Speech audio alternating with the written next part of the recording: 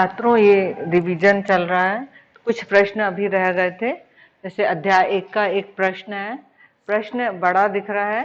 जैसे एक भूरे रंग का चमकदार तत्व X। आपने बहुत सारी धातुओं को दैनिक जीवन में देखा कि एक भूरे रंग का है और चमकदार है, उसका नाम नहीं बताया, उसको X अज्ञात नाम से बताया है। को वायु की उपस्थिति में हम गर्म करते हैं तो वह काले रंग का हो जाता है। तो यहाँ दो प्रश्न हैं, उस तत्व X का नाम बताना है और वो जो काला रंग का हो जाता है यौगिक, उसका भी नाम बताना है आपको। तो जो X तत्व है, इसमें दो उत्तर बताएंगे। तो पहला जो उत्तर है, जो X तत्व है,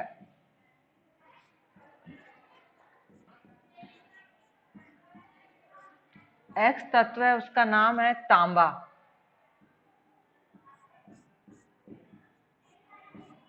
तांबे को हम कॉपर भी कहते हैं और उसका जो संकेत है वो है Cu। तांबा ही एक भूरे रंग का तत्व है और आपने दैनिक जीवन में देखा भी है।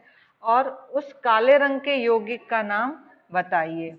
तो काले रंग का यौगिक जब हम इसको गर्म करते हैं वायु की उपस्थिति में, तो जो कॉपर है उसको हम वायु की उपस्थिति में गर्म करते हैं तो ये कॉपर ऑक्साइड, ये काले रंग का जो पदार्थ है वो है कॉपर ऑक्साइड।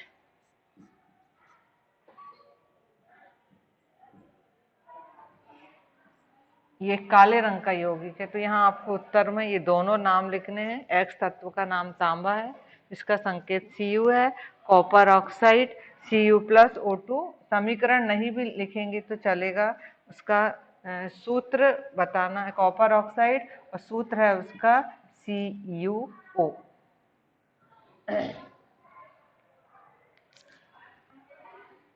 दूसरा प्रश्न है हमारा यहाँ कि हवा में, वायु मतलब हवा में जलाने से पहले मैग्नीशियम, मैग्नीशियम का संकेत आपको मालूम ही है क्या है, Mg।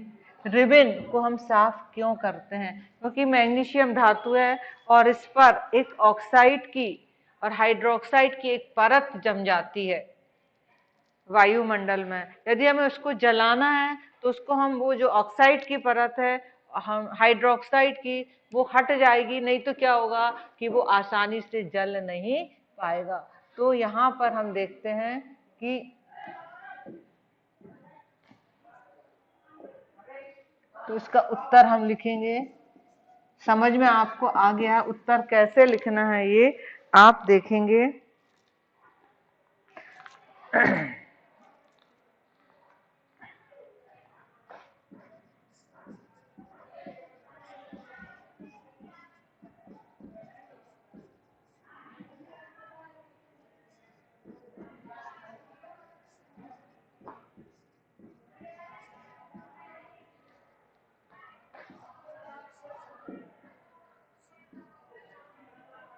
धुंधली, हल्की सी,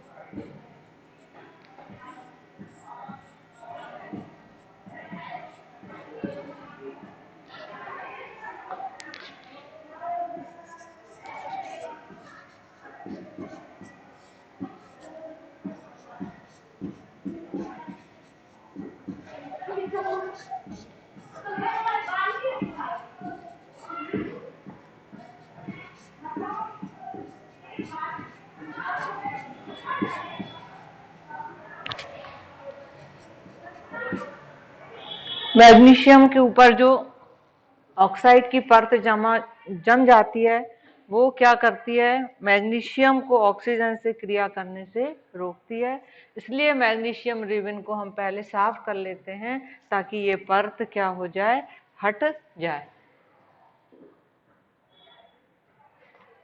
अगला प्रश्न है कि कोई पदार्थ है X या ज्ञात है, के विलयन का उपयोग हम सफेदी के लिए करते हैं। सफेदी मतलब पुताई करते हैं। तो उस X का आपको नाम बताना है, सूत्र लिखना है और X की जल के साथ क्या क्रिया होगी वो बताना है। तो आप सभी को मालूम है, जब हम पुताई करते हैं तो एक चूने का उपयोग करते हैं। तो उस X पदार्थ, इसमें भी दो प्रश्न हैं, उत्तर है, उस X का नाम है चूना, या उसका जो रासायनिक नाम है वो है कैल्शियम ऑक्साइड।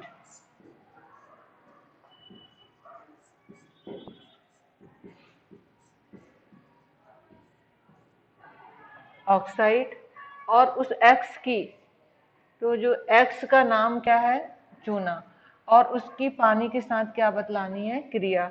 तो इसका जो सूत्र होगा कैल्शियम ऑक्साइड का CaO, ये इसका क्या है, सूत्र। दूसरा उत्तर है X की पानी के साथ क्रिया। तो X का सूत्र है CaO, कैल्शियम ऑक्साइड। पानी का सूत्र आपको पता है H2O। तो ये क्रिया करता है, बनाता है चूने का पानी, CaOH होल्ड ट्वाइस। तो ये चूने का पानी बनता है, इसी से पुताई की जाती है। चूने का पानी या कैल्शियम हाइड्रोक्साइड, ये प्रश्न का उत्तर। साथ में यहाँ पर, क्योंकि ये ऊष्माक्षेपी क्रिया है, यहाँ पर ऊष्मा भी उत्पन्न होती है। अगला प्रश्न है कि जब लोहे की कील को, लोहे का संकेत आपको मालूम है Fe, कॉपर सल्फेट के विलयन में डालते हैं तो विलयन का रंग बदल जाता है, क्यों? क्योंकि वहां फेरस सल्फेट बन जाता है। इसका उत्तर हम समीकरण के द्वारा दे सकते हैं कि लोहे का कील मतलब Fe, कॉपर सल्फेट सूत्र मालूम होने चाहिए CuSO4। ये जो कॉपर सल्फेट है, इसका जो घोल होता है वो नीले रंग का होता है, नीला रंग।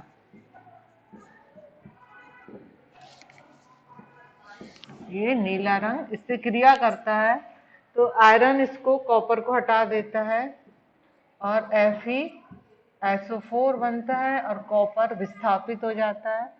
और इसका रंग, इस विलयन का रंग होता है वो एक हल्का हरा रंग होता है।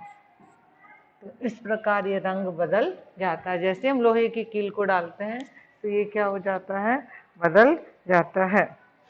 इसको ये समीकरण है, आप उत्तर लिख सकते हो कि जब लोहे की कील को कॉपर सल्फेट के विलयन में डालते हैं तो लोहा धातु इस यौगिक में से कॉपर को हटा देता है, फेरस सल्फेट बनता है जिसका रंग हल्का हरा होता है, इसलिए ये विलयन का रंग बदल जाता है। धन्यवाद।